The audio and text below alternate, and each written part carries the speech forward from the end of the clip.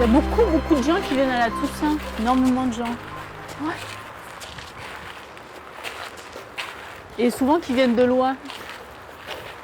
Il y a des gens ici qui ont des descendants dans le monde entier. Donc on envoie des lettres dans le monde entier. Aux États-Unis, Canada, Australie. Sevran était, je pense, une ville très tranquille, un peu protégée, avec des grandes fermes. Il n'y a pas si longtemps que ça, je pense que si on remonte à 40 ans avant, c'était le cas. Et donc ils avaient un cimetière, le cimetière ancien qui existe toujours, qui convenait parfaitement, je pense, aux dimensions de la ville. Et puis ont été construits assez rapidement des grands quartiers d'habitat social, ce qu'on appelle de cette manière-là, c'est-à-dire beaucoup de constructions d'HLM en fait. Et donc d'un seul coup, il y a eu une grande crainte au niveau du personnel de la mairie. Il allait pouvoir accueillir potentiellement toutes les personnes qui allaient décéder. Je pense que la population à ce moment-là s'est multipliée carrément. Voilà.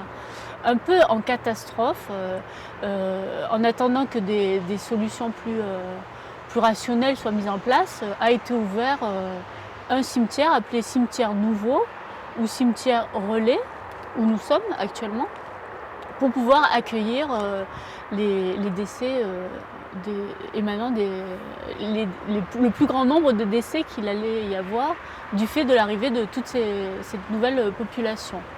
Et il y a beaucoup de gens immigrés qui viennent ici, comme les gens de province d'ailleurs. C'est pareil, c'est le même phénomène, en se disant bon, on vient pour travailler ici, mais après, à la retraite, on retournera dans notre province ou dans notre pays, et puis on mourra là-bas, on sera enterré là-bas, etc.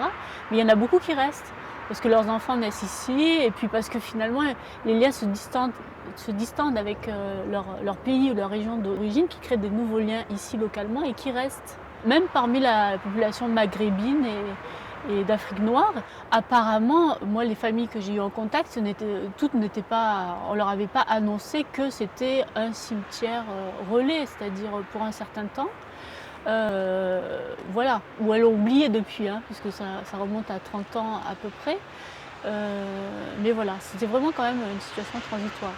Depuis 3 ans, la municipalité a décidé d'attribuer les moyens financiers pour effectuer cette translation de cimetière. Donc,